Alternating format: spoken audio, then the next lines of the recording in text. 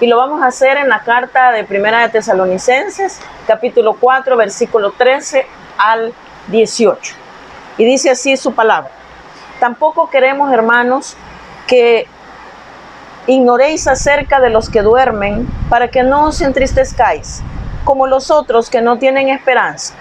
Porque si creemos que Jesús murió y resucitó, así también traerá Dios con Jesús a los que durmieron en él.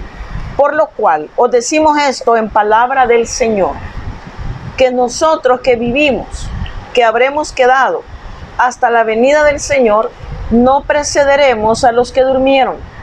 Porque el Señor mismo, con voz de mando, con voz de arcángel y con trompeta de Dios, descenderá del cielo. Y los muertos en Cristo resucitarán primero. Luego nosotros, los que vivimos, los que hayamos quedado, seremos arrebatados juntamente con ellos en las nubes para recibir al Señor en el aire. Y así estaremos siempre con el Señor. Por lo tanto, alentaos los unos a los otros con estas palabras. Erika era una joven que estaba nerviosa aquella mañana en espera de su última prueba para la clase de química. Sorpresivamente el maestro la llamó y le dijo: ¿qué haces aquí, Erika? Y luego entonces le dijo: el promedio que llevas del curso te exime del examen final. ¿No has leído esto en el manual del alumno?, le preguntó su profesor. Tal vez alguna vez se había informado, pero lo había olvidado o pasado por alto. Era importante porque la hubiera liberado de toda la atención a la espera de la prueba. De igual manera, muchos creyentes actúan en cierta forma alarmados cuando piensan en la venida del Señor. Eso se debe a que, aunque tenemos instrucciones específicas sobre este acontecimiento en la palabra de Dios, no se preocupan de estudiarlas y entenderlas. La vida puede ser mucho más placentera y gozosa si entendemos claramente los detalles de esta segunda venida de nuestro Señor Jesucristo.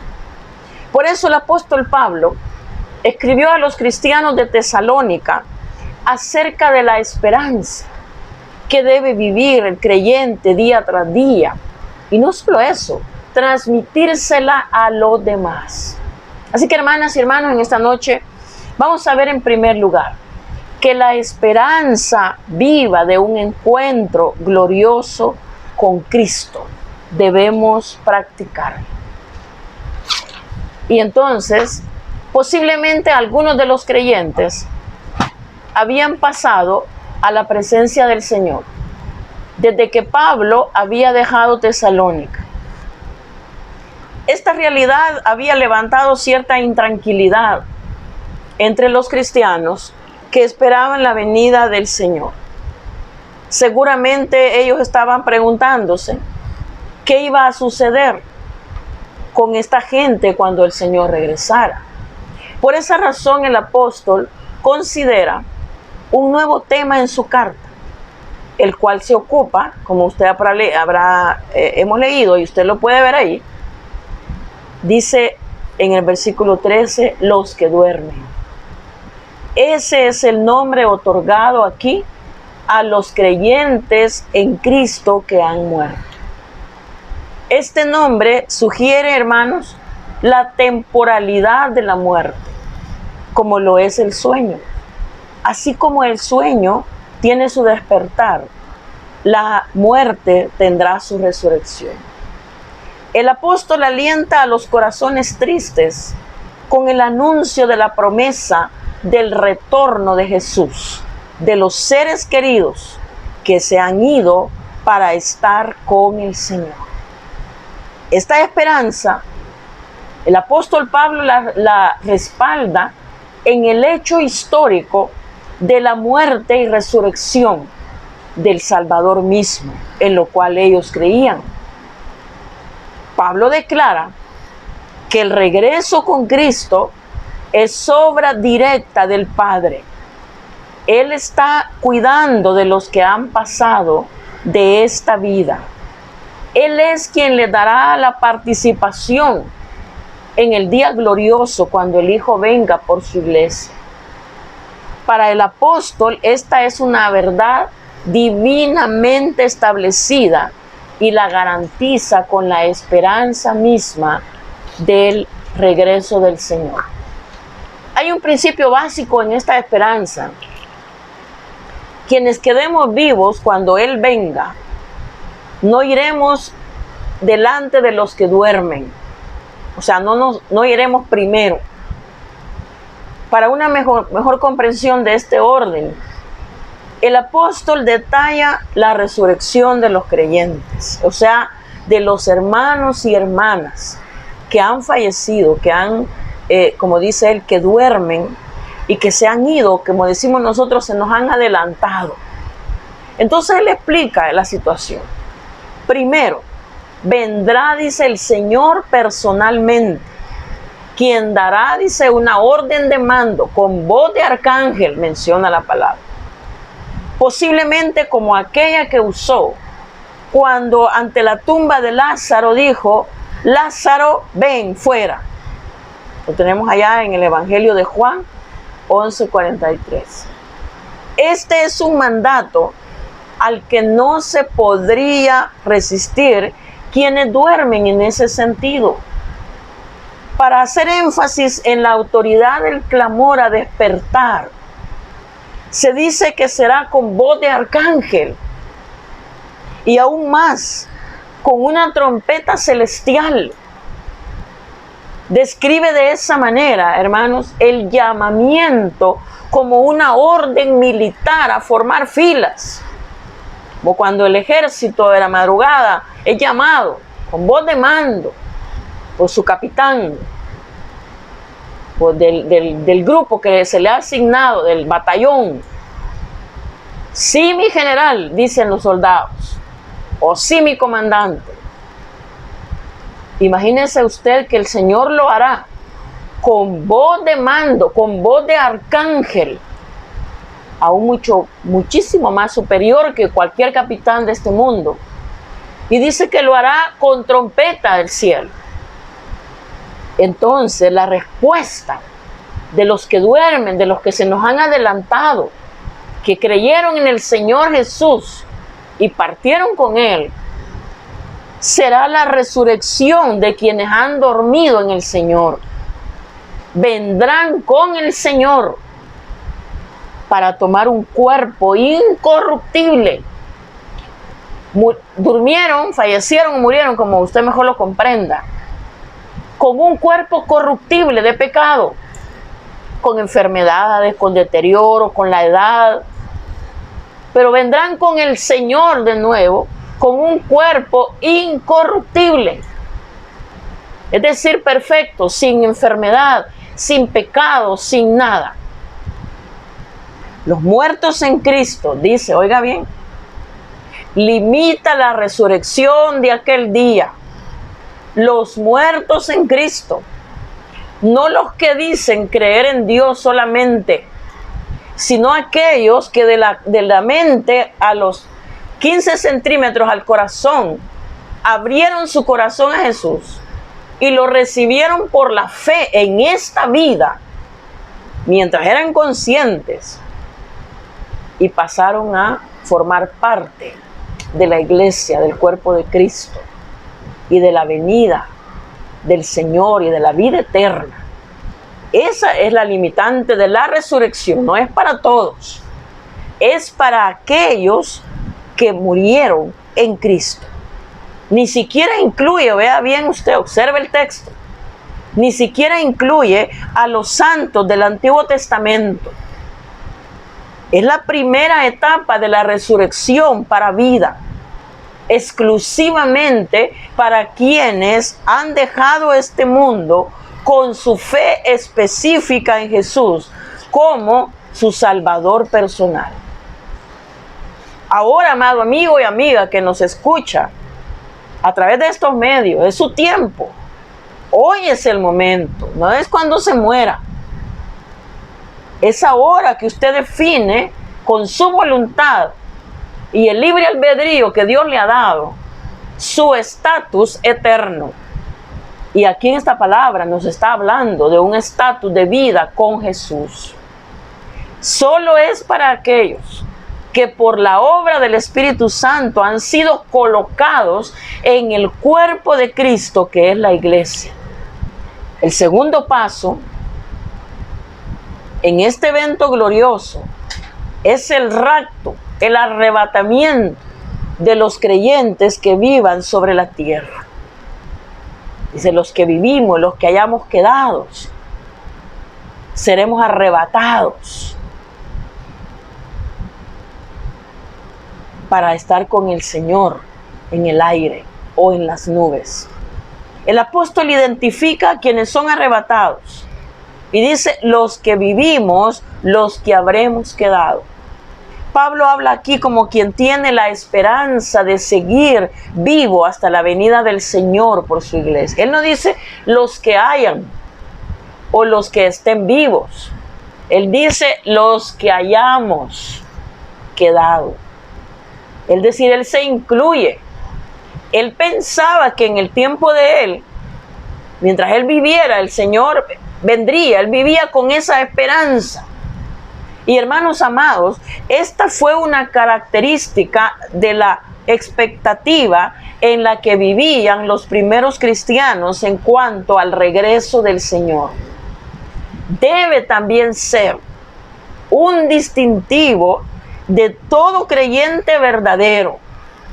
Creer en el pronto regreso del Señor sin estar señalando una fecha para ello, pero vivir esperándolo. La reunión con el Señor no es en la tierra. Se menciona específicamente que es en las nubes. Un encuentro en el aire, fuera de la esfera terrestre. De allí en adelante gozaremos de la presencia de Él eternamente. Mire qué hermoso. Ahora yo le pregunto, ¿qué hacer ante esta emocionante verdad? Lo menos que debemos hacer es alentarnos unos a otros. Por eso dice el texto, por lo tanto, alentaos los unos a los otros. Ninguno debe dejarse dominar por la tristeza cuando tiene una esperanza semejante. No debemos, hermanos, vivir entristecidos porque nuestra esperanza es con Jesús. En esa pronta venida, debemos vivir con esa mirada puesta en Él. No vivamos como si Él nunca va a volver. O pongámosle una fecha y entonces yo me pondré a cuentas con Dios. O entonces yo sé que más o menos por estos años el Señor vuelve y entonces yo voy a procurar hacer la obra del Señor, voy a hacer la tarea y voy a portarme bien y voy a apartarme del mal. No, hermano. Todos los días vivamos con esa expectativa. En segundo lugar, la fe, la esperanza viva de salvación. Lo tenemos en el capítulo 5 de esta carta de 1 Tesalonicenses, versículo 1. Y nos dice de esta manera: pero acerca de los tiempos y de las ocasiones no tenéis necesidad, hermanos, de que yo os escriba, porque vosotros sabéis perfectamente que el día del Señor vendrá así como ladrón en la noche. Que cuando digan paz y seguridad, entonces vendrá sobre ellos destrucción repentina, como los dolores a la mujer encinta, y no escaparán. Mas vosotros, hermanos, no estáis en tinieblas para que aquel día os sorprenda como ladrón. Porque todos vosotros sois hijos de luz e hijos del día. No somos de la noche ni de las tinieblas. Por tanto, no durmamos como los demás, sino velemos y seamos sobrios. Pues los que duermen de noche duermen, y los que se embriagan de noche se embriagan. Pero nosotros que somos del día, seamos sobrios, habiéndonos vestido con la coraza de fe y de amor y con la esperanza de salvación como yelmo. Porque no nos ha puesto Dios para ira, sino para alcanzar salvación por medio de nuestro Señor Jesucristo, quien murió por nosotros para que ya sea que velemos o que durmamos, vivamos juntamente con Él. Por lo cual, animaos unos a otros y edificaos unos a otros, así como lo hacéis. Es muy humano pensar y saber cuándo será el cumplimiento profético. Los mismos discípulos preguntaron al Señor: ¿cuándo serán estas cosas y qué señales habrá de tu venida y del fin del siglo? Le preguntaron allá en Mateo 24:3. Después de su resurrección insistieron en tener un informe, a lo que el maestro una vez más cerró la puerta a toda especulación de fechas, porque es un asunto exclusivo de Dios. ¡Qué hermoso! Él tiene sus planes y su tiempo. Esta era la enseñanza que los tiernos creyentes en Tesalónica ya habían recibido. Los eventos futuros, específicamente aquí el día del Señor, o sea, el día de su juicio, se darán repentinamente, cuando ni siquiera se esté considerando que sea el tiempo propicio para ello. Pero dice el apóstol, esto en ninguna manera debe de alarmar a los creyentes, porque para nosotros no será sorpresivo. La razón que Pablo da para esto es que ellos no viven en la práctica del pecado, o sea, en las tinieblas, porque son hijos de luz, o sea, la luz de Cristo alumbra sus vidas para andar de forma, algunos dicen translúcidamente o de forma transparente, sin mancha que se le recrimine. Pablo, hablando a los Efesios, dijo: porque en otro tiempo erais tinieblas, mas ahora soy luz en el Señor. Andad como hijos de luz. Queridos hermanos, ser hijos de la luz obliga a caminar en la luz. Eso quiere decir que toda obra de las tinieblas debe estar afuera de nuestra vida. Yo sé que no es fácil, porque Satanás no duerme y porque él anda como león rugiente. Y cuando usted y yo, hermanos, estamos llenos de la gracia del Señor, porque hemos tenido una vida más íntima con Él, y cuando usted le está sirviendo mejor y tiene los mejores propósitos, tenga la seguridad que Satanás va a atacar su vida. Pero usted y yo conocemos las veredas de Él. Ataca nuestra mente, ataca nuestro corazón, ataca nuestra voluntad, hasta que nos quita la voluntad de servirle a Dios, de acercarnos a Él, de congregarnos, de alabarle, de bendecirle, de leer su palabra, de orar. Esa es la victoria de Él sobre nosotros. Pero dice Jesús que mayor es el que está en nosotros que el que está en el mundo. Por eso es importante velar y ser sobrios. Necesitamos estar despiertos a las realidades que nos rodean para mantenernos fieles. Y la manera de hacerlo es vivir con sobriedad. Esta palabra es lo contrario a estar bajo el control de tóxicos, o sea, ebrio. De acuerdo a la enseñanza de Pablo a los Efesios, es vivir bajo el control del Espíritu Santo. Es que Él nos timonee, que Él nos gobierne, que Él nos dirija, que Él haga en nosotros que andemos en esta luz. Esto implica una vida que deja fuera las obras de la carne y da fruto a la vida en el Espíritu Santo y todas sus características, de las cuales Pablo dice: contra tales cosas no hay ley. Para el apóstol era lo importante la sobriedad, que al volver a mencionarla la describe como un soldado vigilante que está protegido con su armadura. Y aquí menciona en este pasaje que hemos leído el yelmo. El yelmo podemos, primero menciona la coraza. Y hoy día podríamos llamarla como el chaleco antibalas, para proteger el corazón de una herida. El yelmo podemos identificarlo con el casco, aquella protección que se da en la cabeza para librar el cerebro de golpes y de cualquier mal.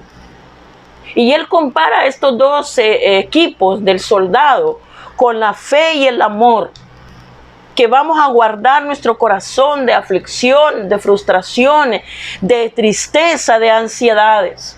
¿De qué manera? Es la esperanza de nuestra salvación, del juicio divino, lo que librará nuestra mente de dudas, de temores, de indiferencia. Él no nos ha llamado a hacer a su camino, ni nos ha insertado en el cuerpo para que vivamos angustiados, que un día vamos a ser objeto de la ira de Dios, sino que al contrario nos tiene allí, estamos con Él para salvación. Pero entonces debemos vivir de acuerdo a esa salvación, esperándolo, apartándonos, consagrándonos a Él. El apóstol es muy claro en decir en que no debemos temer aquel día del juicio, porque no es para quienes están en Cristo. Cristo murió por nosotros, para que estemos con Él. El juicio no nos alcanza más. Él nos ha librado de la ira venidera. Una vez más surge la pregunta: ¿qué hacer con semejante esperanza? Nada menos que usarla para el fortalecimiento y edificación del cuerpo de Cristo. Sí, hermano, es necesario seguir cuidándonos unos de otros para no dar lugar al desaliento y el desánimo. La confianza en su regreso es real y viva. Debe ella estar impulsando nuestras vidas a la excelencia, impactando al mundo con nuestra presencia. Cristo viene, que nos encuentre despiertos cuando Él regrese. Que el Señor me los bendiga en esta noche.